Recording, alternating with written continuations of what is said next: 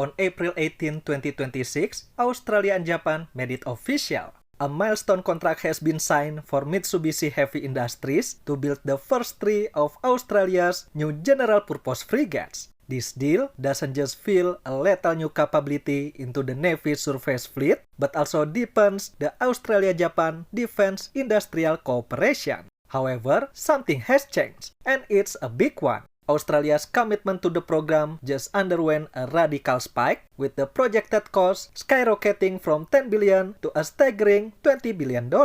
Why did the price of these upgraded Mogamis double overnight? And more importantly, is this a sign that the program is in trouble before construction even begins?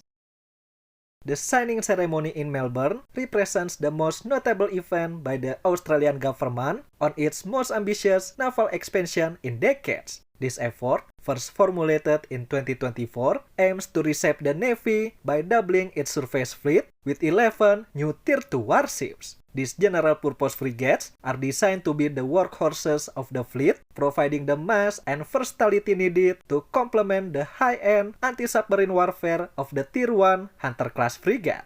Several designs have been identified for this new general-purpose frigate requirement before eventually Mako A200 from Germany and Mogami from Japan were shortlisted. Then, last August, the Japanese design was selected as the preferred bidder. But with a significant twist, Australia isn't building the standard Mogami. They are getting the upgraded Mogami, also known in Japan as the new FFM. It carries 32 Mark 41 VLS cells, double the missile capacity of the original, and features a completely revised radar suite, significantly improving its anti-air capability. In 2024, the government said they were investing between $7 and $10 billion to be spent on the general-purpose frigates from 2024 to 2033. Additionally, a strict zero-change approach was emphasized to save time and money. The idea was to buy an existing design and build it as is to avoid the typical delays of Australianizing the ship. However, in the recently released 2026 Integrated Investment Plan, the budget has doubled between $15 and $20 billion for 2026 to 2035. As of the time of writing, the government has been surprisingly quiet about what's driving this price hike, and they have yet to detail a breakdown of costs in official communication. Although the acquisition of the first three frigates did not mention a contract value, separate reporting suggests this initial contract alone is valued at around $10 billion, including undefined associated upfront costs for the program.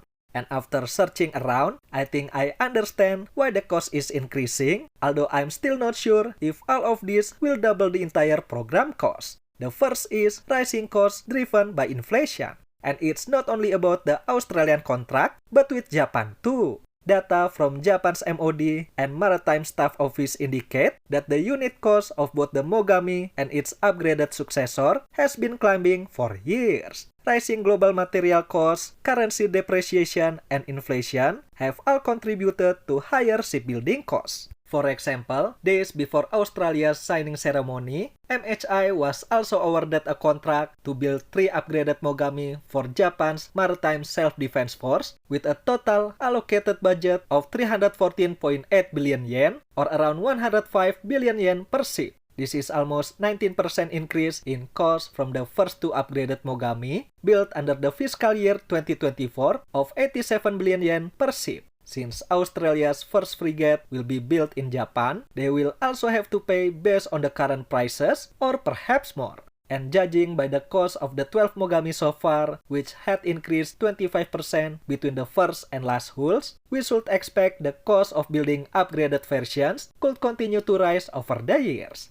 Then there's the zero-change promise. We discussed this so many times that the government has repeatedly emphasized that adopting the Japanese design with minimal modification would be key to controlling costs and accelerating delivery time. But as we learned from previous videos, the Australian variant will differ significantly from Japan's upgraded Mogami specs. The Australian variant is expected to integrate the ESSM for air defense, the NSM for anti-ship and land attack, and the Mark 54 torpedo, none of which are standard system in the Japanese configuration.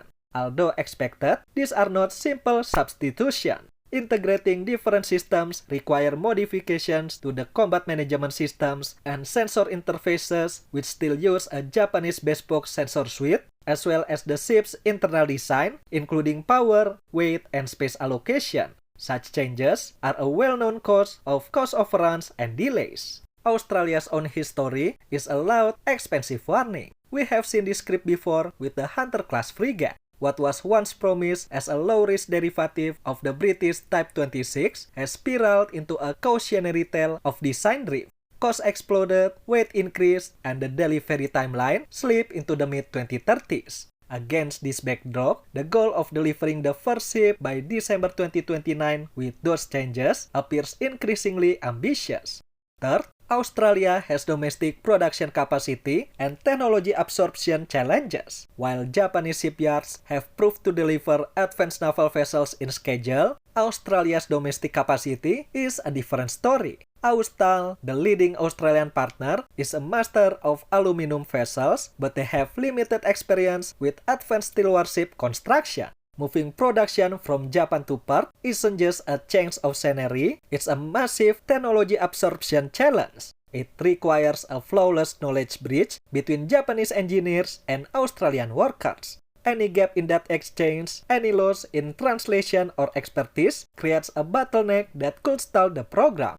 The final and perhaps most overlooked hurdle isn't about steel, it's about people. In Western Australia, where the Mogami will be built, naval shipbuilders have struggled to attract and retain talent in the face of tough competitions from the mining industry, which has led to delays across multiple programs, according to ANAO. And the pressure doesn't stop there. The Navy is understrength and consistently missing recruitment targets, leading to a year-on-year decline in active personnel numbers. Making matters worse, most of those leaving are skilled technical personnel, creating workforce challenges. Even though the upgraded Mogami will require fewer crew than the Anza class, there will be more of them, and critical technical skills will undoubtedly remain in high demand across the fleet, placing enormous pressure on the Navy's workforce. While these are just my own assessment based on what we have learned about this program so far, I think they are grounded. First, the baseline cost for a new upgraded Mogami, even in Japan, has increased. Second, the Note Zero Change approach will inevitably drive up costs and extend the delivery timelines. Third, the transition from Japanese to Australian shipyards requires significant upfront investment in facilities and local expertise. And finally, the struggle to recruit and retain talent in both the shipbuilding industry and the Navy must be addressed, which requires long-term planning and a lot of funds. Together, these factors affect the overall cost of the program. So, I personally find it logical to raise the program budget cap based on these factors, especially given the current global supply chain disruption. Although I'm still not sure if the $10 billion increase is reasonable and justifiable. Only time will tell. What do you think about the recent cost increase for Australian upgraded Mogami? Can the Australian government keep the program's budget under control? Or will it spiral into chaos like other Navy programs? Share your thoughts in the comment section below. Thank you for watching everyone. I'll see you in the next one.